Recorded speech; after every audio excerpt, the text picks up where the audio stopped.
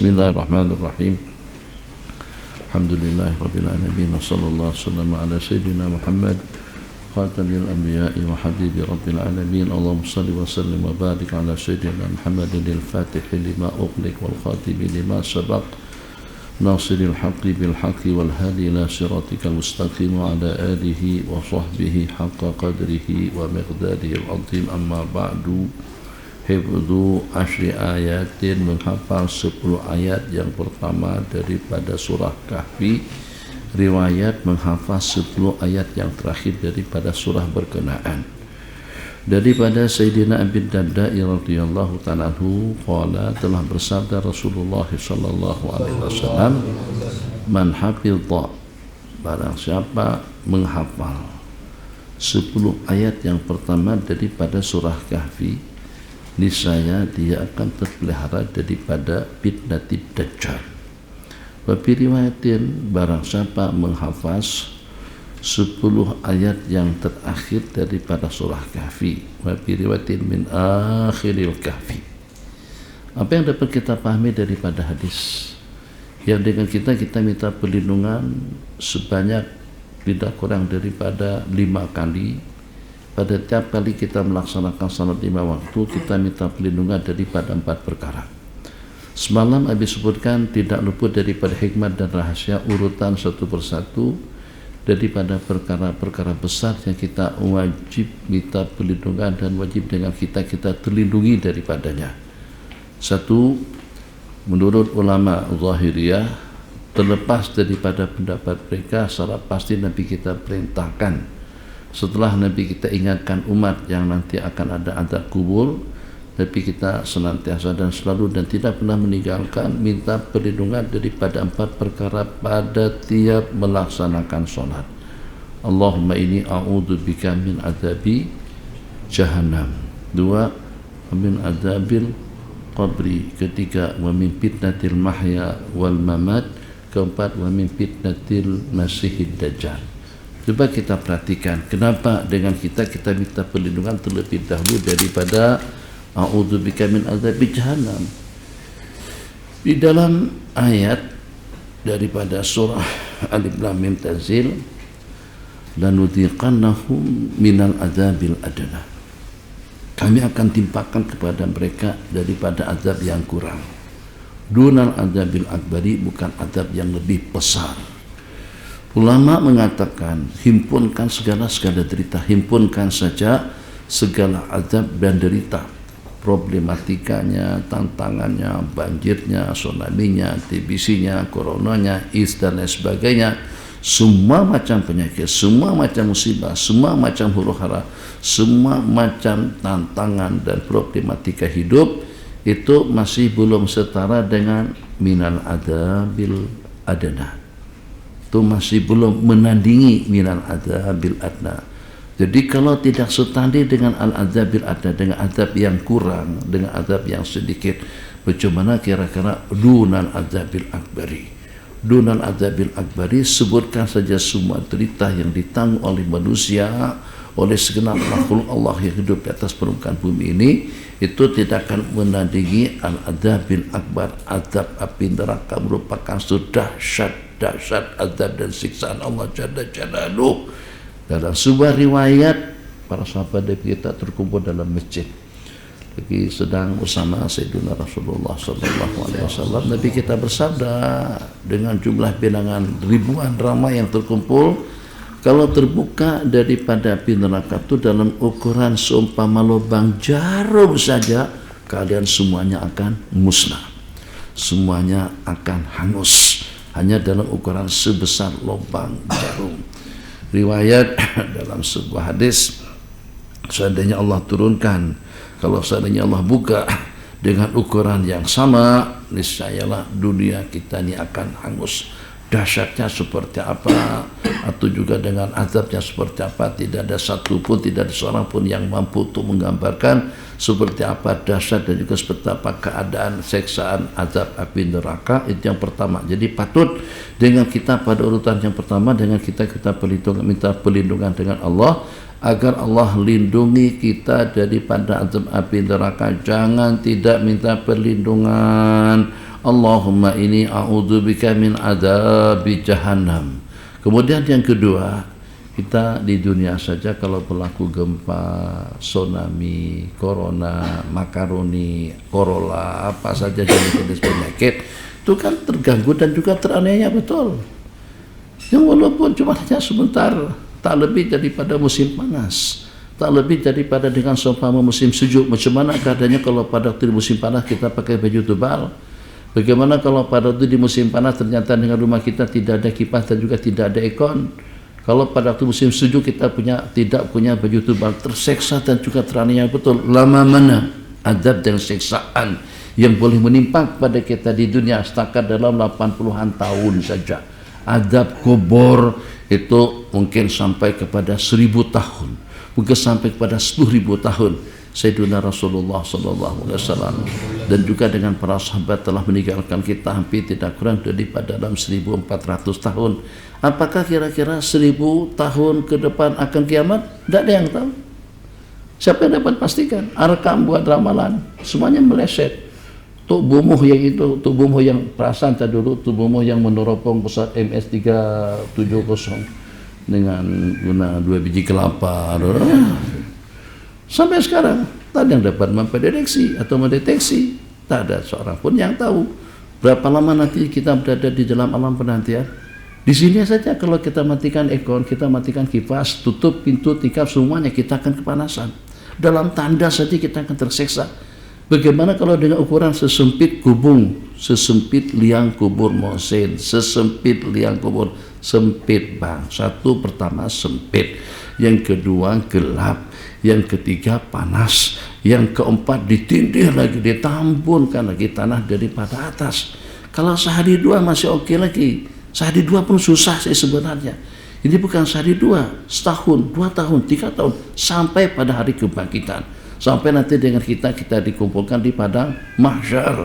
Jadi yang seperti itu memang kita pikirkan, kita kena persiapkan agar bagaimana dengan kubur kita akan menjadi raudhah min riyadil jannah, sejauh mata kita memandang terelak daripada azab dan juga daripada fitnahnya. Maka minta perlindungan daripada fitnah kubur itu pada urutan yang kedua. Sangat-sangat mustahil. Na'udzubika min adzabi jahannam.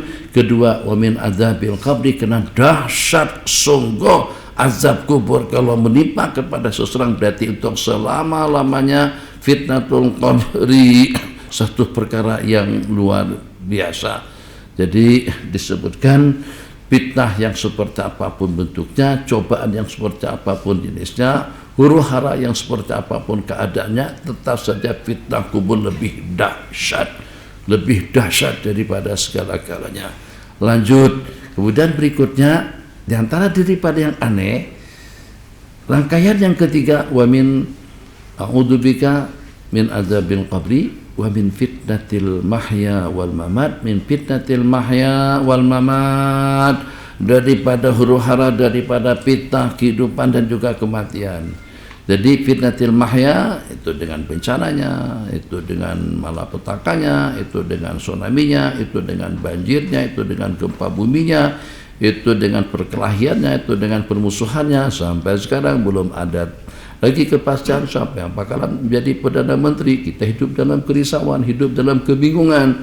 Ya Arhamar Rahimin, susah sangat. Itulah kalau seandainya dengan kita tidak bersatu padu hati, maka dengan kita saling merasa lebih berhak daripada yang lain, dan juga merasa dunia ini, pemerintahan ini, kerajaan ini tidak akan becus, tidak akan berjaya, tidak akan makmur, tidak akan aman dan sentosa, kecuali kalau pada waktu aku yang memerintah, kecuali kalau pada waktu aku yang jadi Perdana Menterinya. Ini diantara daripada penyakit umat. Kalau para sahabat kita jelas yang terdahulu masing-masing mempersilahkan kepada Bang Jalan, nanti saya sokong. Tidak, udah jelas-jelas terpilih menjadi khalifah. Itu pun kata Sayyidina Abi Bakr As-Siddiq radhiyallahu ta'ala anhu, "Wulitu alaikum wa lastu bi khairikum." Ada tak slogan seperti itu? Wulitu alaikum, aku menjadi pemerintah, aku menjadi khalifah kepada kalian, tapi aku bukanlah orang yang terbaik. Kata Sayyidina Umar, "Idza ra'aitum piyak wijajan pakawimuni, kalau kalian tengok ada kebengkokan daripada perilaku, tindakan dan juga dengan perbuatanku, luruskanlah aku. Apa kata sahabat? In ra'ayna fika wijajan laqawamnahu bisuyubina. Kalau kami tengok ada kebincangan, ada kebengkokan daripada Tuan Khalifah, daripada yang di-Pertuan Agong, akan kami luruskan dengan pedang-pedang kami. Apa kata Sayyidina Umar? Tangkap! Masuk ICU. Si IC dulu, IC dulu kan. Atau Bukit Jalil. Tak, bukan. Bukit Aman. Tak ada. Apa kata Sayyidina Umar? Alhamdulillah, seronoknya. Aku merasa bersyukur kepada Allah Jalla Jalaluh karena ada di antara daripada rakyatku yang sanggup untuk meluruskan saya dengan pedang-pedang mereka. Kita tidak boleh mencabar seperti itu. Tuan Khalifah, Masya Allah, tabarakallah, punya ramah tamah. Dan juga pada waktu Sayyidina Khalid bin Walid dipecat oleh Sayyidina Umar dan diganti dengan Sayyidina Sa'ad bin Abi Waqqas, sam'an wa ta'atan. Semalam sebagai panglima perang, hari ini menjadi sebagai seorang prajurit yang patuh dan taat kepada Sayyidina Sa'ad bin Abi Waqqas. Panggilan daripada Sayyidina Umar kepada Sayyidina Sa'ad, disuruh datang ke Madinah menghadap. Dapat laporan satu, yang pertama dengan awak dilaporkan, dengan kamu dilaporkan tidak pandai melaksanakan salat secara sunnah.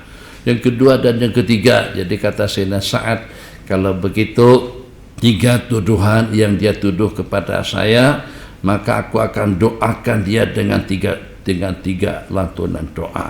Maka aku akan doakan dia dengan 3 perkara. 1, panjangkan umurnya. Yang kedua nyanyukan, panjangkan umurnya.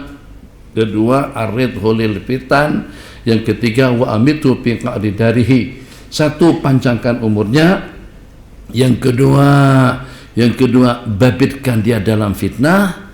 Dan yang ketiga, matikanlah dia di dalam liang rumah sendiri.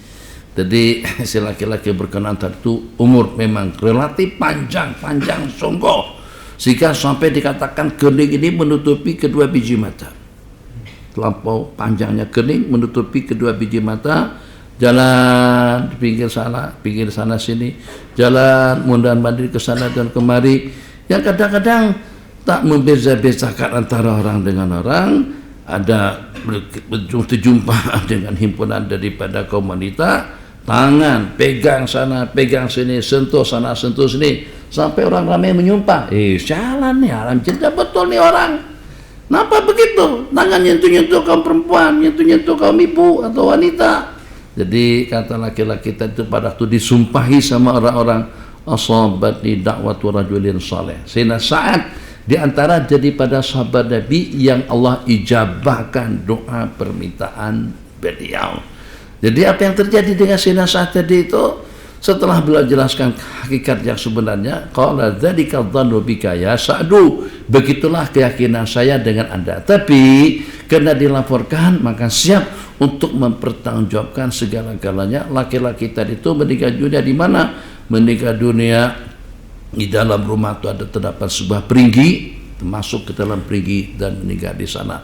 3 yang didoakan oleh Sayyidina Sa'ad dikabulkan oleh Allah Jalla Jalaluhu. Kesimpulannya, para sahabat Nabi seperti itu, baik itu dengan Sayyidina Umarnya, baik itu dengan Sayyidina Abu Bakarnya, baik itu dengan Sayyidina Alinya. Mereka bukan gila jabatan. Bahasa Indonesia sebut mereka bukan orang yang ambisi, bukan orang yang gila dengan kedudukan. Jadi kalau seandainya dengan yang lain lebih layak untuk memerintah, maka dengan senang hati menyerahkan kepemimpinan tersebut kepada yang lain. Sayyidina Umar pada waktu melantik Sayyidina Abu Bakar, pilih, kata Sayyidina Abu Bakar, pilih antara 2, antara Umar dengan Sayyidina Sa'ad, atau antara Umar dengan Sayyidina Abdurrahman bin Auf. Apa kata Sayyidina Umar? Naudzubillah. Pencalonan daripada Sayyidina Abu Bakar untuk mencalonkan Sayyidina Umar pada Syaqifah Bani Sa'idah, pada tempat perhimpunan kaum Ansar selepas Nabi kita meninggal dunia. Pilih antara 2, antara antara Abu Ubaidah dengan Sayyidina Umar. Apa kata Sayyidina Umar? Lebih mendingan, paham bahasa lebih mendingan? Lebih elok aku mati dibunuh, lebih elok aku mati dicencang-cencang daripada di dalam hatiku aku merasa lebih layak memerintah daripada Sayyidina Abu Bakar, atau lebih mendingan aku dibunuh, dijatuhkan hukuman mati daripada aku memerintah sedangkan dengan Sayyidina Abu Bakar masih hidup. Begitu para sahabat kita punya pendirian. Kalau ada yang lebih berhak, mereka berlapang dada dan saling sanjung memuji. Itu didikan penghulu para nabi-nabi dan rasul. Nabi kita didik, nabi kita sanjung. Sebutkan kira-kira dengan orang politik yang mana yang menyebut kebaikan-kebaikan daripada partai lawan. Saya sebagai presiden PS mensyurkan kepada pengikut-pengikut saya supaya semuanya memilih presiden PAS untuk menjadi Perdana Menteri. Ada begitu. Sebab saya tahu dia orang yang lebih hebat daripada saya, dia lebih berkemampuan, ibadahnya lebih bagus, khasyahnya lebih bagus, pendekatan tak ada. Kalau sudah masuk atas pentas politik, maka yang kita sebut-sebut tentang kelebihan daripada kita dan juga tentang keburukan daripada partai lawan. Oke, kembali kepada hadis. Na'udzubika itu termasuk daripada fitnatil mahya. Fitnatil mamat lebih dahsyat. Kenapa lebih dahsyat? Sebab karena dia menentukan. Na'udzubillah daripada su'il khatimah. Itu adalah huru-hara, ujian, cabaran yang paling berat. Sebab setan pada saat ketika itu dia gerakkan semua pasukan. Apa kita sebut kuncu-kuncunya? Kuncu-kuncunya, dia panggil semua kuncu-kuncunya. Jadi dengan jenderal Syaitani atau dengan jenderal Iblisi, jadi dia mempunyai gelar yang teristimewa. Dia akan arahkan semua kekuatan agar dengan seseorang tadi itu mati dengan su'ul khatimah. Menyamar macam seperti itu guru dia, menyamar seperti mak dan ayahnya, menyamar seperti syekh tarikatnya. Ya ibni, apa kamu tak perasan dadaku menjadi makan dan minummu, pahaku menjadi tempat asuhanmu, kasih sayangku kepadamu tidak ada had dan juga tidak ada batasannya. Mut Nasranian, matilah kamu dengan agama Nasrani, sebab itu agama yang betul. Siapa yang bercakap semacam itu, mak kandung dia sendiri. Syaitan menyerupai mak kandung kita, diuji dengan cobaan. Kalau tidak ada utusan daripada para malaikat, seseorang tidak akan selamat.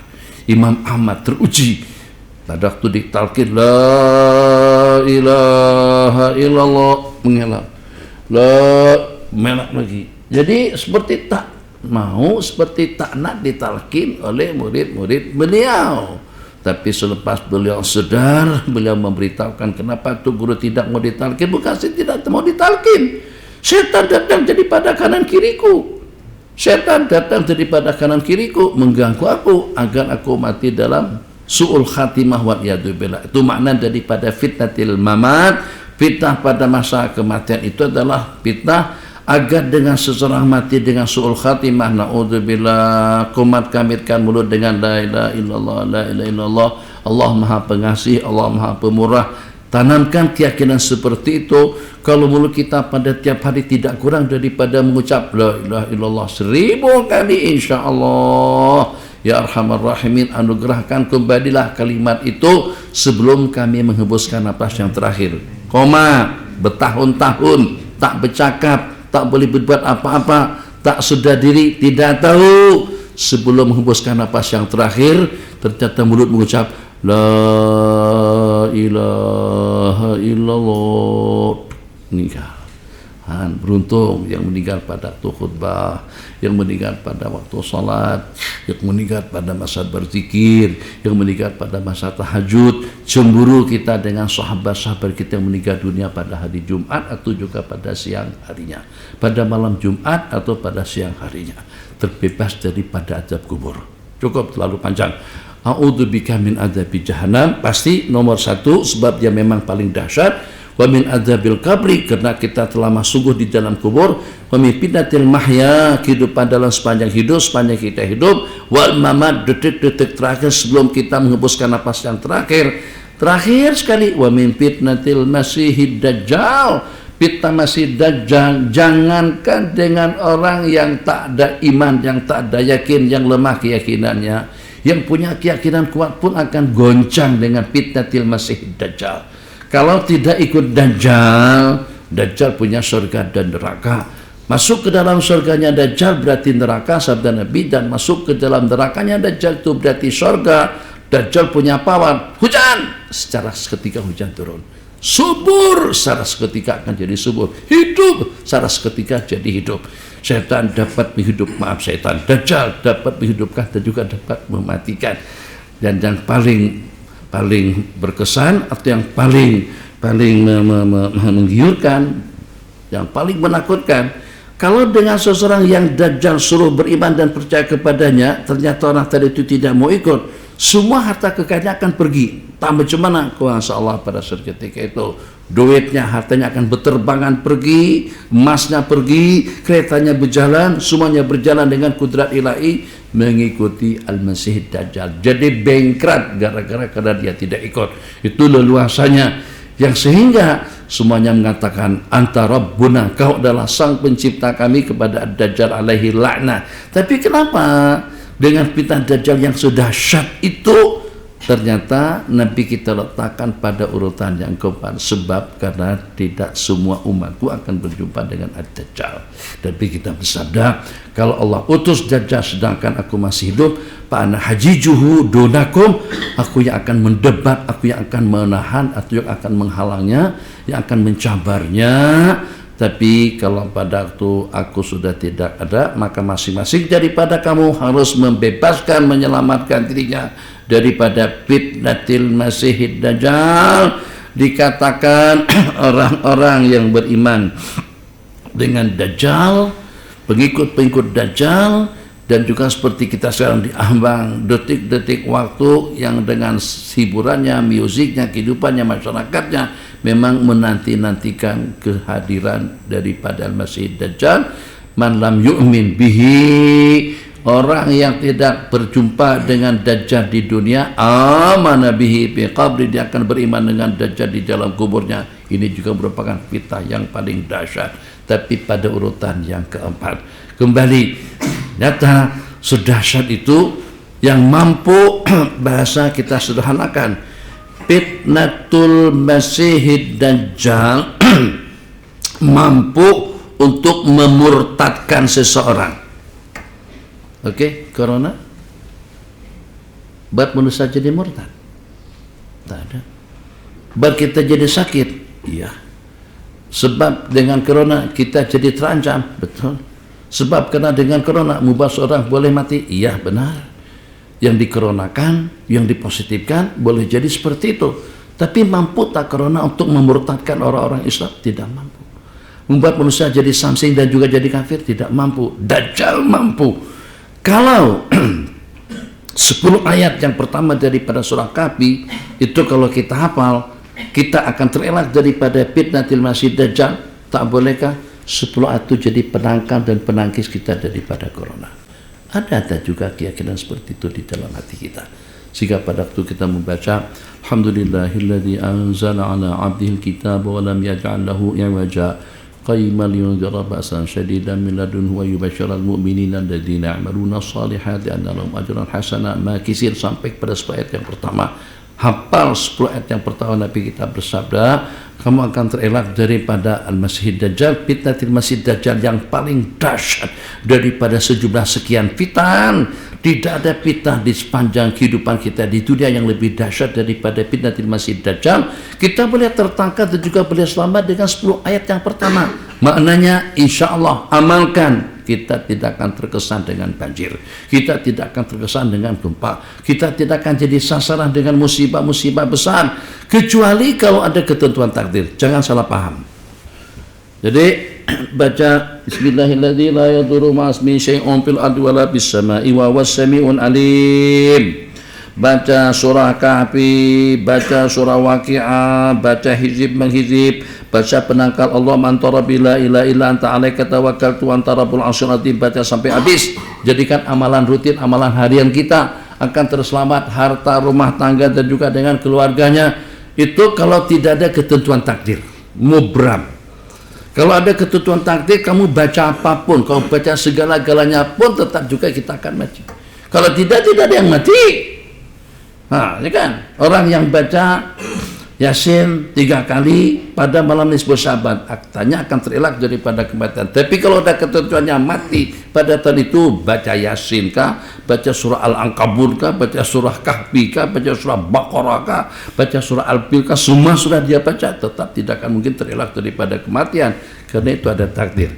Jadi amalan-amalan yang kita katakan sebagai penangkis, Hizbul Wiqayah, Hizbul An-Najat, Hizb Ad-Dar Al-Imam Abil Hasan Asyadili, Hizbul Bahar, Hizb Daurul A'la yang selalu juga kita baca, insyaAllah besok kita baca, itu memang jadi penangkal kita dan penaman kita daripada segala problem, selama tidak ada ketetapan takdir mubram. Kalau ada ketentuan takdir, apapun penangkis kita, tetap kita tidak akan tertangkis, tetap kita tidak akan terelak. Cukup setakat itu dulu.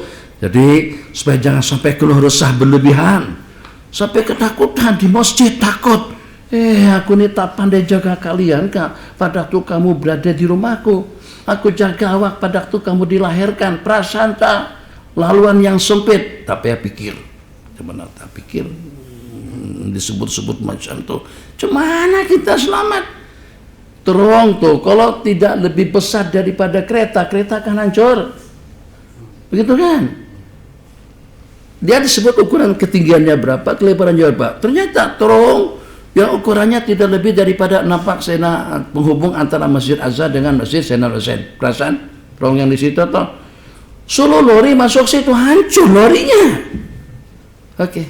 Pada waktu kita keluar daripada perut mak kandung kita masing-masing, laluan kita tuh besar mana? Nggak payah pikirlah, coba tak pikir. Laluan tuh besar mana? Kecil aja. Seukuran yang itu, tapi itu yang boleh keluar. Maka kadang-kadang ada dengan sebagian, ya ima, minta maaf akhwat, karena digunting. Itu, digunting. Kalau tidak lewat, tidak boleh lewat. Kepala anak pula, jangan pada masa hamil suka makan yang sejuk-sejuk. Jadi minuman yang sejuk kurangkan kalau pada masa hamil. Yang kedua itu dengan kijuat juga dengan zabadi, itu nanti akan membuat kepala anak jadi besar, kepala besar seperti ini. Nak keluar dari situ, bayangkanlah macam mana dia boleh keluar, mau tidak mau kena dioperate. Pembedahan akan melakukan wiladah kaisariah.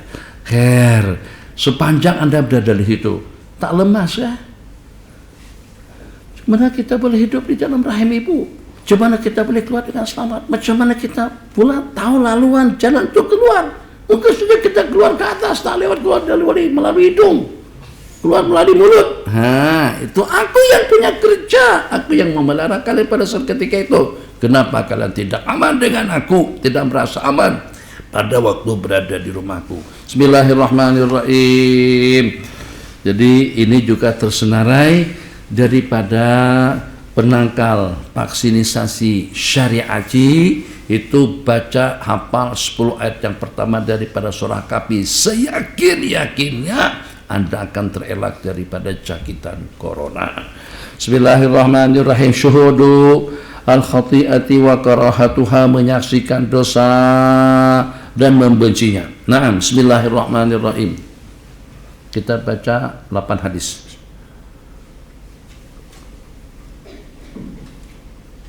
Bismillahirrahmanirrahim. Syuhud al-khati'ati wa karahatuha an Yunus bin Amir al-Kindi radhiyallahu anhu an-Nabi sallallahu alaihi wasallam qala idza umiyat al-fatihatu fil ard kana man shahidaha fakarihaha wa qala maratan ankaraha kana kaman ghaba anha wa man ghaba anha wa radiyaha kana kaman shahidaha. Nabi kita bersabda, apabila dilakukan suatu kemaksiatan atas permukaan bumi, maka dengan seseorang yang menyaksikannya tapi dia membencinya atau tapi dia mengingkarinya, itu sama seperti dengan orang yang gaib yang tidak mengetahuinya. Tapi orang yang gaib yang tidak menyaksikan dan yang tidak melihatnya tapi dia restu, maka hukumnya atau kedudukannya sama seperti orang yang menyaksikannya. Kan pakcik-pakcik kita, makcik-makcik kita, maya kita pada waktu datang ke masjid itu mana tahu. Kalau pada tuh masuk restoran kapal yang belayar itu ada tari gelek di situ, mereka tak tahu. Mereka cuma nak tengok sungai Nil je. balung naik kapal terapung kah? Atau nak makan di restoran terapung kah? Nah. Lagipun Palung, Palang, Malang pun jangan masuk pun juga teringin juga nak tengok sungai ini tuh lagu mana atau seperti apa. Tapi pada waktu naik kapal, kita pun menikmati hidangan sajian yang telah tersedia. Rupa-rupanya di antara daripada senarai tentatif program dalam pelayaran itu adalah persembahan tari perut. Jadi Palung pun Tegamang, asalnya Tegamang. Awalnya kaget, awalnya protes. Tapi kena benda itu depan mata, nampak juga lah, terlihat juga lah, mau macam mana. Bab tak mengelak, takkan kita langsung berenang, takkan dengan kita terjun. Nah pergi kemana? Benda sudah ada di hadapan. Besar mana kapal? Kapal itu kecil saja. Nah jadi dalam kondisi seperti itu, yang menyaksikan kemaksiatan dan kemungkaran depan mata kepala tapi dia ingkar, itu seakan-akan dia gaib daripada perkara itu. Sementara bagi sokongan, tahu di situ ada tadi gelek, tahu di situ ada perjudian, tahu di situ ada pusat hiburan, tahu di sana yang namanya Bukit Bintang, semuanya membintang di situ minuman dan juga dengan perempat dan juga dengan yang seumpamanya atau dengan yang namanya Genteng Helen. Situ adalah pusat perjudian kelas dunia Nusantara. Orang berdatangan di situ untuk main judi kelas dunia. Dia tahu tentang itu, yang walaupun dia tidak hadir, walaupun dia tidak datang, tapi restu. Dia pemandu taksi, dia hantar penumpang untuk pergi ke sana. Ini berarti restu. Yang walaupun di depan mata tapi ingkar, terelak daripada dosa, berbanding dengan seseorang yang jauh tapi dia restu dan ridho. Jadi paling tidak wadzalika adhaful iman, ingkar dalam hati, benci atas segala kemaksiatan yang berlaku, pasti kemaksiatan di sana sini. Jadi dengan kita yang tidak hadir, supaya jangan sampai macam seperti kita menyaksikannya, maka wujudkan perasaan di dalam hati, rasa benci, rasa ingkar, protes, tidak setuju dengan segala kemaksiatan yang berlaku. Sebab kemaksiatan sekecil apapun berarti itu dengan seseorang telah durhaka kepada Allah Jalla wa'ala. Jadi itu yang dikatakan oleh Habib Ali Jufri hafizahullahu ta'ala pada beberapa waktu yang lalu. Apa kata beliau? Nih Abi, kita bebas politik. Sekarang mereka sudah bertarung dah. Jadi kita tidak perlu lagi bergaduh antara sama kita. Tak perlu lah, ini biru. Oh abang hijau abang ya.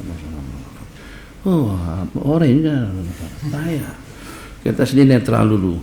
Nanti kalau udah balik ke negara, balik ke wilayah masing-masing, baru kita nak terbabi dalam politik, silahkan pada saat ketika itu yang kira-kira dengan kita akan menjadi saham, atau kita memberikan saham dan juga memberikan sokongan kepada masa depan agama, litakuna kalimatullahi hiyal ulya. Tapi kalau seperti sekarang ni, dengan kita netral saja, jangan ada rasa tersinggung, jangan ada rasa kurang nyaman kalau pada waktu tersebut tentang politik yang berbeza-beza di negara kita. Ceritanya seperti ini. Loh, Mosen dengan abang-abang. Kalau pada waktu dengan kita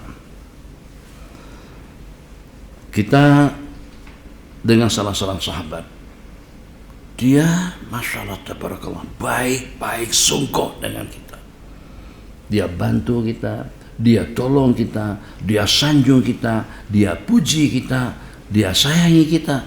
Beda kata, jasa dan kebaikan daripada seseorang itu kepada kita tidak ada tandingan, luar biasa, semuanya bagus.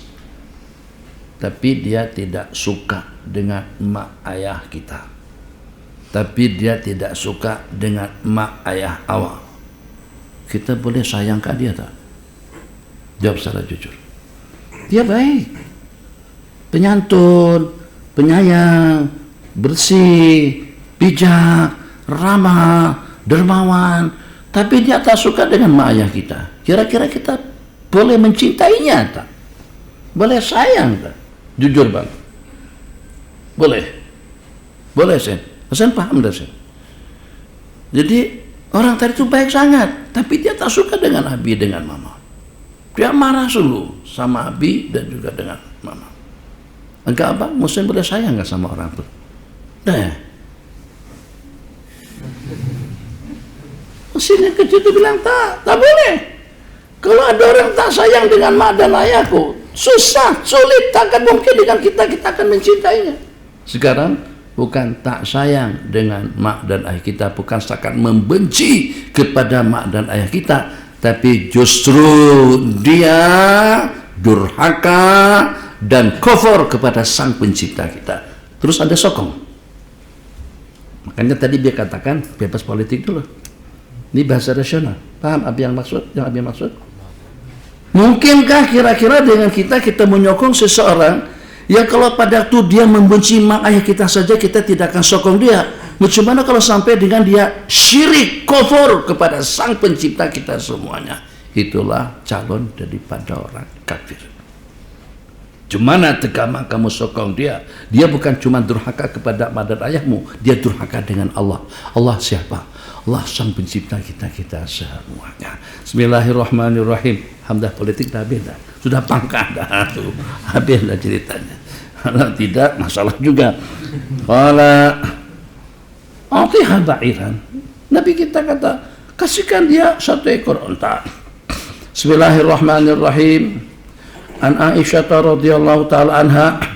Dan yang paling parah, yang paling problem, Allahumma shalli ala sayyidina Muhammad, dengan kita sokong, tapi dengan segala keputusan, kebijakan yang tidak bijak itu tetap berlangsung. Kita di sini, mereka di sana. Segala kebaikan yang berlaku kita dapat, tapi begitu juga dengan yang sebaliknya. Segala kebijakan yang tidak bijak, segala pelanggaran yang berlaku pun juga kita akan mendapatkan saham karena kita yang memberikan sokongan, karena kita yang memangkah mereka. A'tiha ba'iran, bagilah kepadanya satu ekor unta. Daripada Sayyidatuna Aisyah radhiyallahu taala anha annahu atalla ba'iru di Safiyata binti Huyai. Talatnya sakit. Di unta yang dikendai oleh Sayyidatuna Safiyah mu'tallah, mungkin kena makanan, mungkin kena minuman, mungkin kena cuaca, ya yang namanya sakit itu kepada sesiapa saja. Wa inda Zainab fadlu tahrim. Sedangkan dengan Sayyidatuna Zainab ada dua, Sayyidatuna Zainab binti Jahash, Sayyidatuna Zainab binti Haris.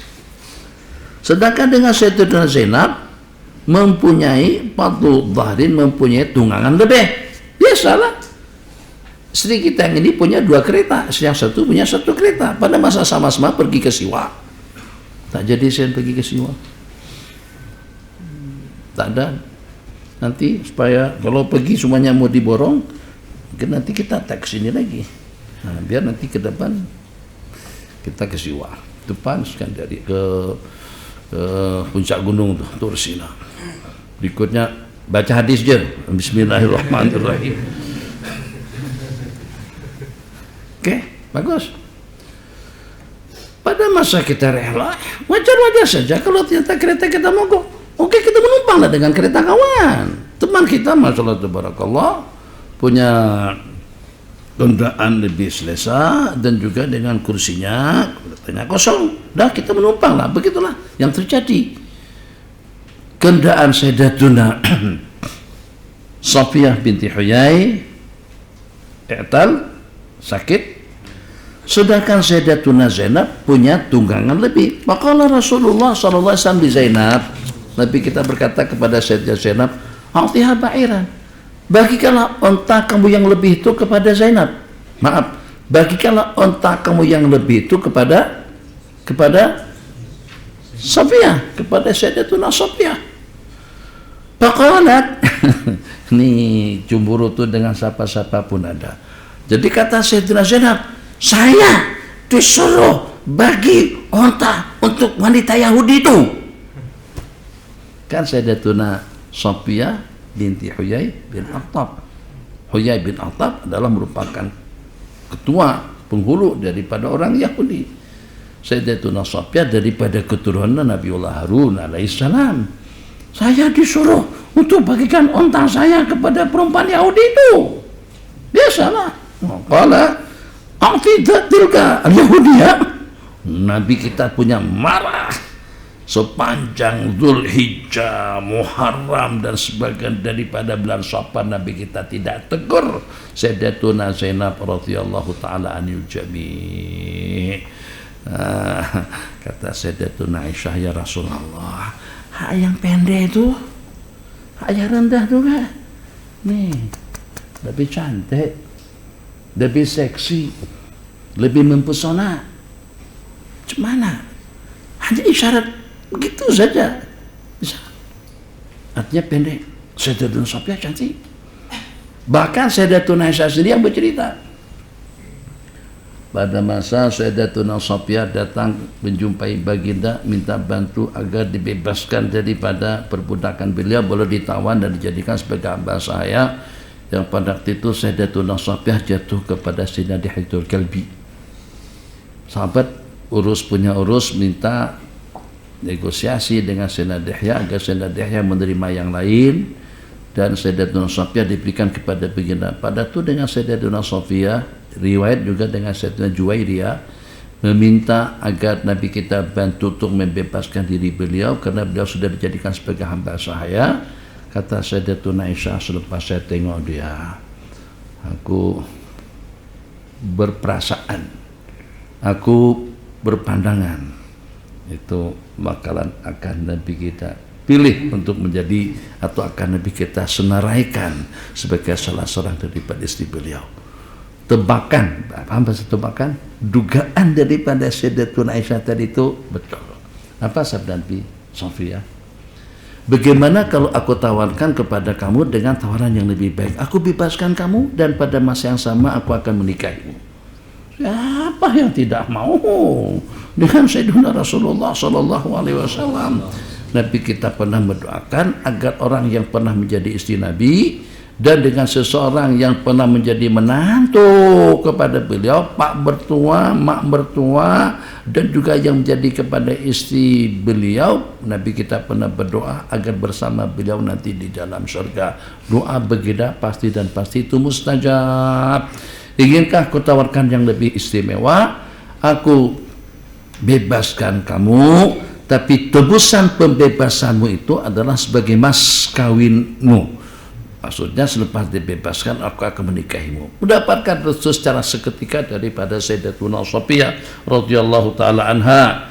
Waalaikumsalam. Oke, terus balik. Nabi kita tak tegama, istri balik sendirian, terus Nabi kita ikut. Dakduk. Pada waktu Nabi kita berjalan dengan Sayyidatuna Safiyah untuk hantar ke rumah ke Hayy Ashir.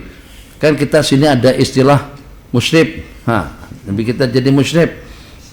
Kesian kalian tuh jadi musyrib dia. Bawa 10 orang akhwan, musyrib 1 orang depan. Patutnya paling tidak ada satu lah yang diisyaratu yang memang adalah pasangan daripada anda yang membawa setakat kebahagiaan jadi musyrib. Masya Allah, tabarakallah. Tak lebih daripada itu. Jadi pada waktu Nabi kita hantar balik, Nabi kita terjumpa dengan 2 orang Ansar menuju menghala secara bertantangan. Nabi kita kata 2 orang Ansar tadi itu tengok Nabi kita bawa perempuan, langsung mengelak, membelok, kona. Nabi kita tak, maka ada koma, stop. Innaha Safiyah. Jadi kata 2 orang sahabat, ma'azallah an-nazunna bika su'an. Kami minta perlindungan Allah kalau sampai dengan kami berburuk sangka dengan baginda. Nabi kita bersabda, inna syaitana yajri min ibni Adam majrad dam. Syaitan itu mengalir dalam darah daging seseorang seperti mengalirnya darah daripada diri seseorang. Yajri min dam, mengalir di dalam tubuh seseorang itu seperti darah yang mengalir. Jadi maksud daripada perkataan baginda, takut kan, misal saja Abi berjalan jalan mungkin hari ini Abi pergi ke rumah Kalimantan, KMKM, keluarga mahasiswa Kalimantan Mesir. Abi akan bawa mama, mungkin juga dengan Nisma. Mungkin Abi pergi bawa Nisma saja sendiri ya. Dikira sama akhwat yang tak tahu, ikhwan yang tahu. Itu siapa tuh? Apa? Siapa tuh? Abi kawin lagi. Ini dengan kita atau dengan kita bawa orang Arab misalnya. Sebenarnya bukan orang Arab, cuman hidung ngancung dikit, macam seperti orang Arab. Jadi kata ikhwan, itu Abi dapat Arab mana pula? Itu yang paling Nabi kita khawatirkan. Kalau ada soal zan semacam itu kepada Abi, kepada seumpama kita, tak masalah. Tapi kalau ada soal zan seperti itu kepada baginda, murtad hukum. Sebab kamu telah curiga kepada penghulu para nabi-nabi dan rasul. Karena itu Nabi kita kata stop. Ini Sofia, ini Sofia. Jangan berpikir atau jangan ada kepikiran di kepala kalian. Nabi kita berjalan dengan wanita ajnabi siapa pula. Itu sangat-sangat berbahaya. Itu tentang Sayyidatuna Sofia. Masyaallah tabarakallah. Apa kata baginda Nabi kepada Sayyidatuna Khadijah? Ucapan kamu begini tadi itu, isyarat kamu begitu. Kau katakan dia pendek. Itu kalau saja dimasukkan ke dalam air laut, niscayalah air itu akan berubah. Itu yang namanya riba. Yang namanya mengopat, menyebut saudara kita dengan sesuatu yang tidak dia sukai. Kita sebut dia gendut, kita sebut dia kurus macam tiang elektrik, kita sebut dia yang mana? Yang kedekut tuh lah. Yang mana? Itu yang asal ditantang tuh, yang kalau ditantang. Pokoknya kedekutnya memang, dan juga nguruknya kuat yang kalau itu.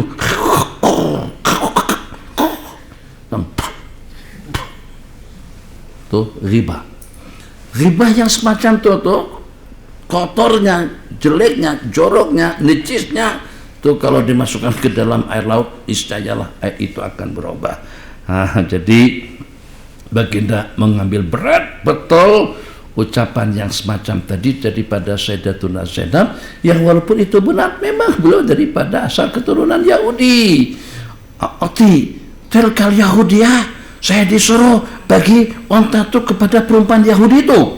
Nabi kita marah. Fahajaraha 3 bulan kurang lebih.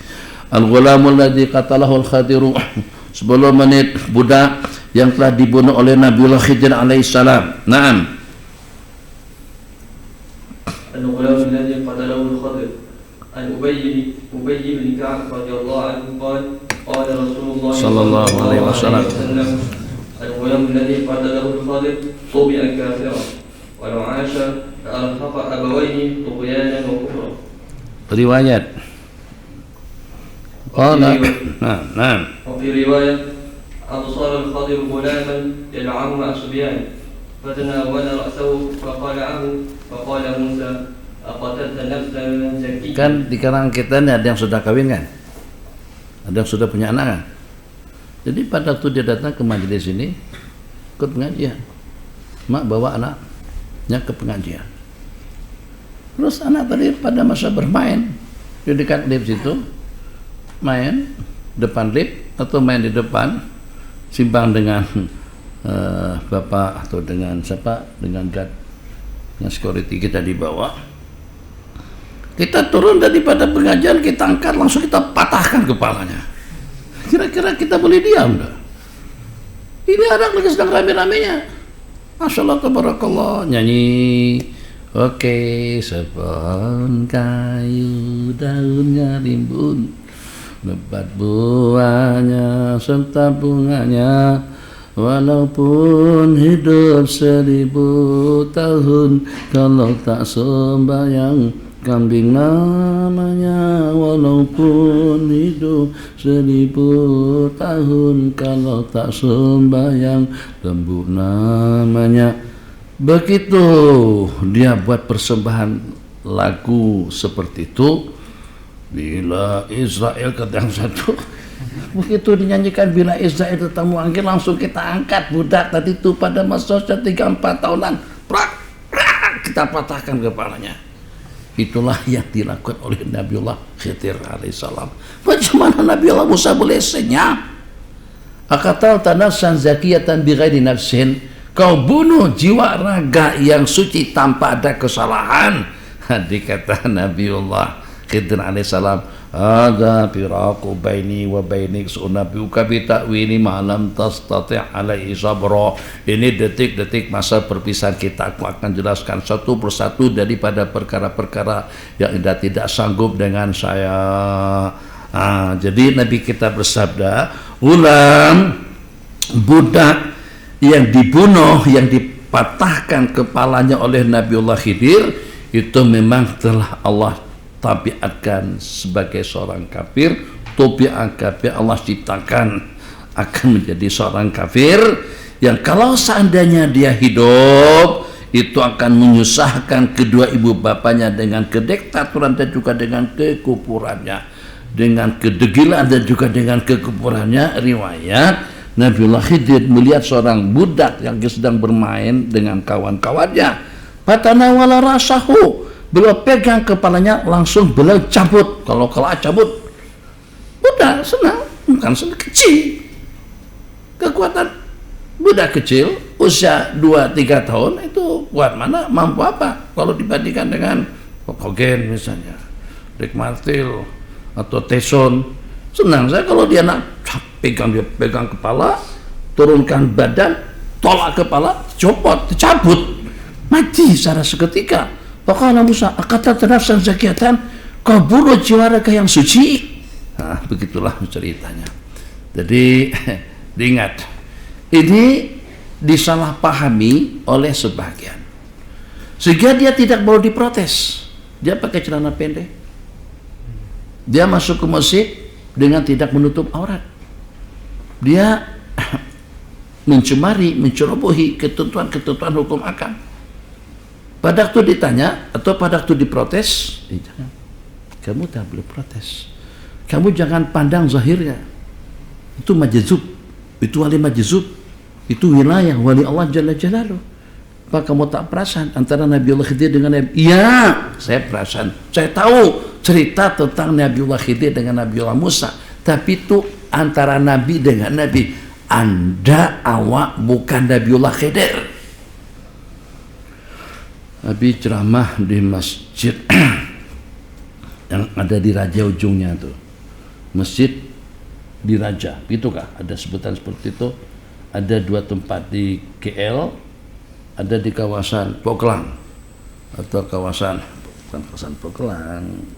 Jika Pokelang itu apa namanya situ kawasan tuh? Sebut kawasan Pokelang, kawasan Pelabuhan. Sayyidina Muhammad. Kawasan apa? Betul. Situ ada Bandar Diraja, dikira macam itulah. Ada sebutan Bandar Diraja. Oke lah, selesai, nyambung. Alhamdulillah. Masa itu ada pertanyaan. Assalamualaikum, salam. Ijiki diserang sama jamaah. Ijiki tak bagi anak-anak masuk ke masjid, sebab anak-anak main-main di masjid. Apalagi kalau bulan puasa, bulan Ramadan, masa tarawih, kita tarawih di dalam masjid, mereka tarawih di luar. Mereka tarawih di luar dengan bola sepak. Apapun mereka sepak. Kalau tak ada bola pun mereka sepak. Minuman apa bekas air mineral itu. Masjid bising. Jadi akhirnya Ijiki punya prinsip, anak-anak yang belum mumayyiz jangan dibawa ke masjid. Jamaah protes. Jadi kata jemaah, mana ada? Itu tak betul, tak boleh. Ijiki tidak punya hak untuk menghalang kami bawa anak-anak pergi ke masjid. Sebab kenapa? Sebab Sayyidina Hasan Hussein pun juga pergi ke masjid. Jadi Ijiki pun terdiamlah. Terdiam. Sayyidina Hasan Hussein pun pernah tunggang baginda Nabi. Jadi pada waktu itu pertanyaan itu ditanyakan, gimana Nabi? Cuma protes dan juga berhujah. Argumentasi mereka seperti itu. Nabi katakan, memanglah. Tapi anak-anak kita tuh bukan Sayyidina Hasan dan Hussein. Sayyidina Hasan Hussein itu kacau baginda seorang saja. Anak kita kacau orang semuanya. Perasaan tak? Sayyidina Hasan apakah tunggang Sayyidina Abu Bakar, Sayyidina Umar, tunggang Sayyidina Utsman? Tak ada. Mereka pergi ke masjid, Nabi kita sujud, terus ditunggang sama Sayyidina Hasan atau Hussein. Akhirnya Nabi kita sujud lama, sujud, tak bagi, sehingga dengan Abu Bakar bangkit duluan, tengok, takut kalau Nabi kita dicolek atau hilang atau seperti apa. Ternyata Sayyidina Hasan atau Sayyidina Hussein yang duduk, apa bahasa kita sini, yang bergantung, Bagaimana kereta sebut abang sebut apa? Enggak. Orang Arab yang bergayut. Nah, ternyata Sayyidina Hasan atau Husain bergayut atas kepala baginda Nabi. Jadi pada waktu Nabi kita ditanya, kenapa Nabi kita tak lepaskan? Kenapa Nabi kita tidak langsung bangkit? Aku nak bagi dia puas menunggang aku pada waktu sholat. Oke, sekarang sasaran Sayyidina Hasan Husain kepada siapa? Satu saja, kepada baginda Rasulullah sallallahu alaihi wasallam. Tak boleh itu kita kiaskan dengan anak-anak kita yang ganggu semua orang di masjid. Lari sana dari sini. Bismillahirrahmanirrahim. Sedikit lagi bang. Ru'yatu al-Maula Jalla Jalaluh. Naam. Ru'yatul Maula Jalla Jalaluh. Maula di situ artinya Allah. Ru'yatullah Jalla Jalaluh, melihat Allah pada hari kiamat nanti. عن جرير بن عبد الله رضي الله عنه قال كنا مع رسول الله صلى الله عليه وسلم جلوسا فنظر إلى القمر ليلة البدر ليلة 14 فقال إنكم سترون ربكم كما ترون هذا لا تضامون في رؤيته فإن استطعتم ألا تغلبوا على صلاة قبل طلوع الشمس وقبل غروبها فافعلوا ثم قرأ وسبح بحمد ربك قبل طلوع الشمس وقبل غروبها.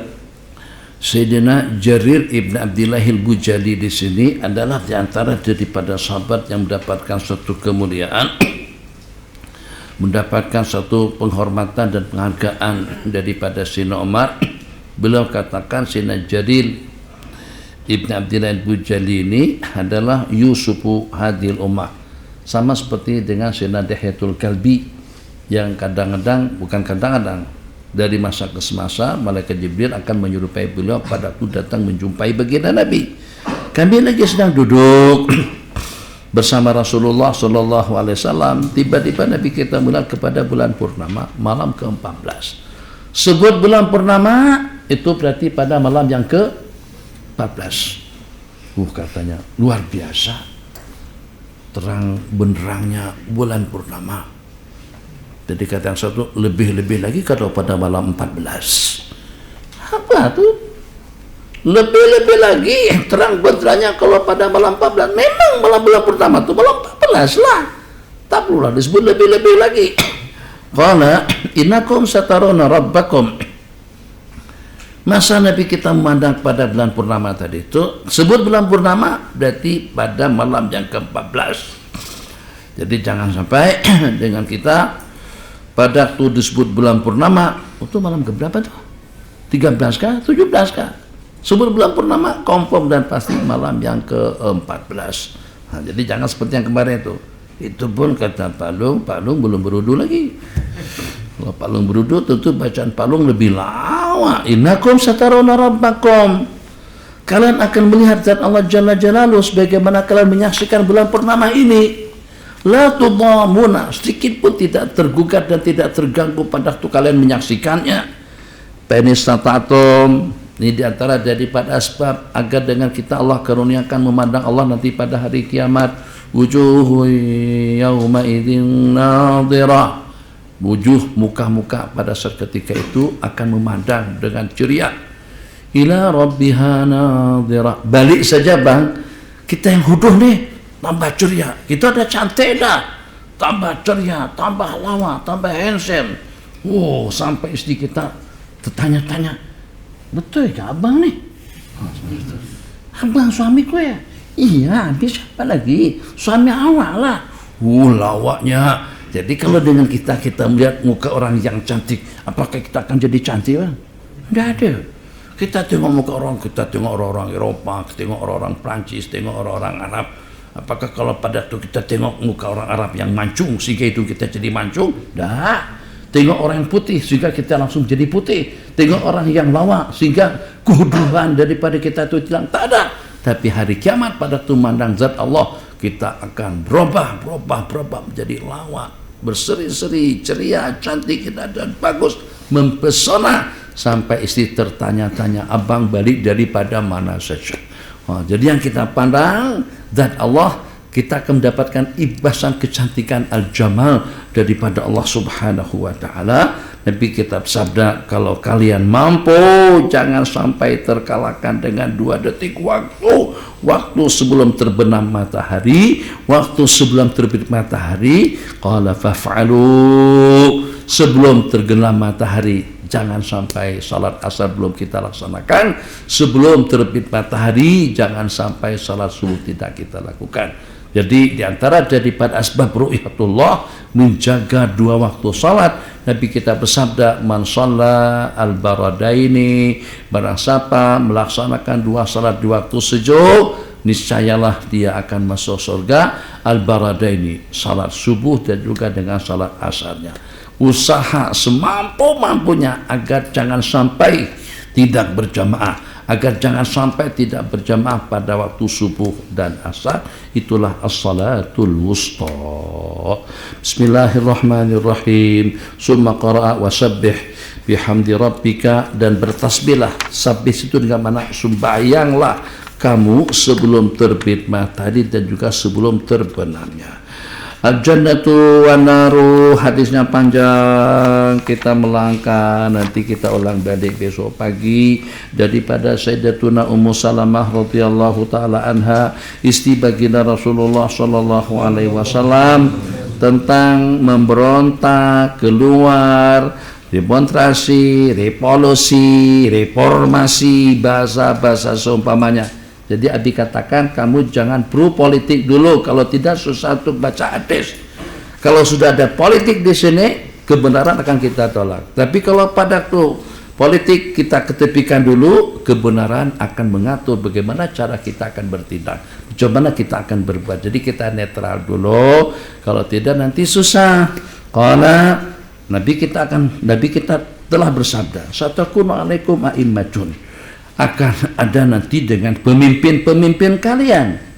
Satakunu alaikum a'immatun ta'rifuna minhum wa tunkirun, yang dengan kita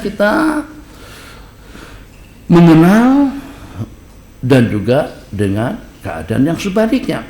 Kalian akan menjumpai satu masa dengan pemimpin-pemimpin kalian yang kalian akur dengan perbuatan mereka, yang juga kalian ingkar.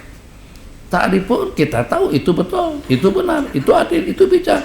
Tapi juga sebaliknya, ini suatu perkara yang tidak benar, ini kezaliman, ini kediktatoran. Ta'rifun wa tunkirun.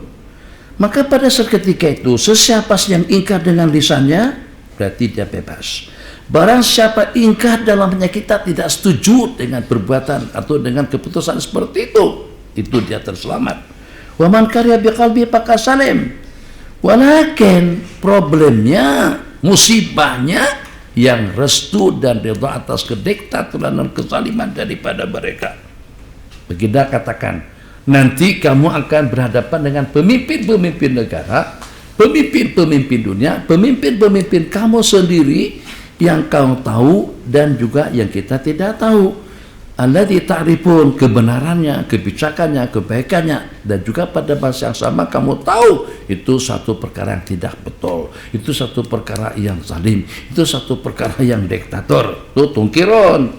Jadi pada waktu sahabat mendengar dengan keterangan tadi itu, yang ingkar dalam hati selamat, yang protes selamat, yang tidak suka selamat, yang tidak selamat yang restu dan ridha. Oke, kalau macam itu kami perangi saja mereka. Demonstrasi kalau macam itu enggak. Nabi kita lebih mengarahkan kepada kita untuk kita menjaga keamanan, keselamatan dan kesejahteraan.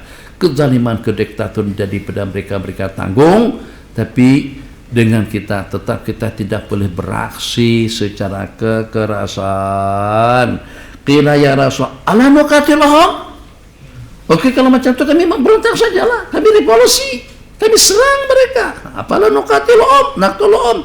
Tapi kita bersabda, qala riwayat, afala nuqatiluhum atau naqtuluhum, la, selama mereka masih sholat. Kenapa Nabi kita bersabda la, jangan, demi untuk menjaga perpaduan umat. Kalau tidak, kita akan ditimpa dengan keadaan yang lebih teruk, akan berlaku perang saudara antara sesama kita, membuat negara kita jadi huru hara, membuat suasana jadi tidak aman dan nyaman. asyukru wassana'u. Insyaallah kita sambung pada pertemuan yang akan datang. Khair sallallahu ala sayyidina Muhammad wa ala alihi wa sahbihi wasallam. Rabbana atina fid dunya hasanah wa fil akhirati hasanah wa qina adzabannar. Ta'na bima 'allamtana wa qina adzabannar wa walidina wa masyayikhina. Walhamdulillahi rabbil alamin. Sallallahu rabbuna ala nuril mubin Ahmad al-Mustafa sayyidil mursalin. Sallallahu rabbuna ala nuril mubin Ahmad al-Mustafa sayyidil mursalin wa ala alihi wa sahbihi ajma'in wa ala alihi wa sahbihi ajma'in. Assalamualaikum warahmatullahi wabarakatuh.